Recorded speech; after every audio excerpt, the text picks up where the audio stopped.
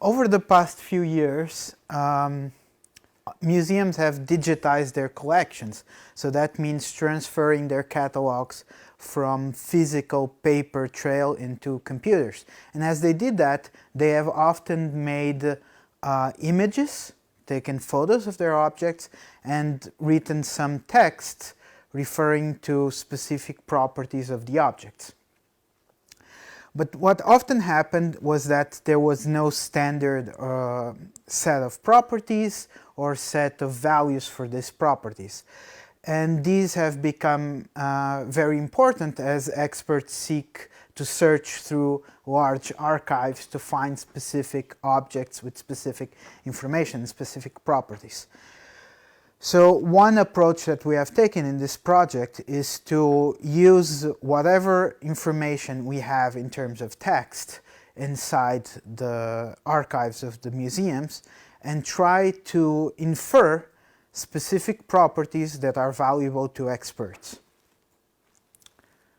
And here you can see an example of a museum webpage and how it has both categorical properties, which are still not in a sort of standard annotation, and they have also a textual description. Right?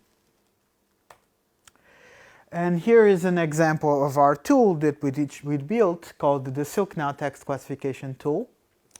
And from the text here, we use a simple command to annotate text with certain properties which we are interested in.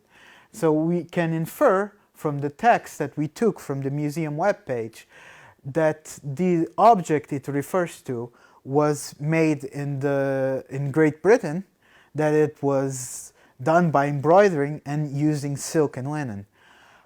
We also inferred that it was made in the 19th century, but actually we made a mistake and it was from the 17th century. As we'll see in this next slide, our method is not perfect, but we do obtain a high degree of accuracy with relation to the properties we are trying to predict or infer from the text data. Here we can see that the results are very good when we have other examples from the same museum, but if we don't have any examples from that museum and we're trying to use just the data from other museums to predict or to infer the properties of objects in other museums, we have slightly worse results, or considerably worse results. And the reason for this is that, as with the categorical properties, even the text is written in a non-standard way. And of course it can also be written in different languages, and we also have to deal with that scenario. So how did we build our tool for inferring these missing properties?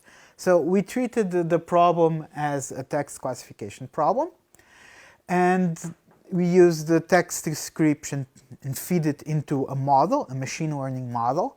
And from this model, it predicts which class we are dealing with, right? Or in this case, properties.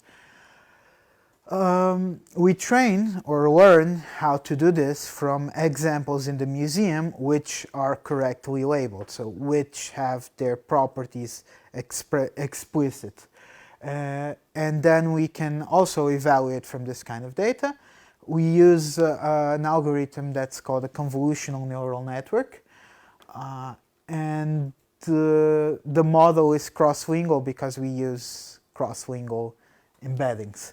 Here we can see a depiction of how the architecture of the model is structured.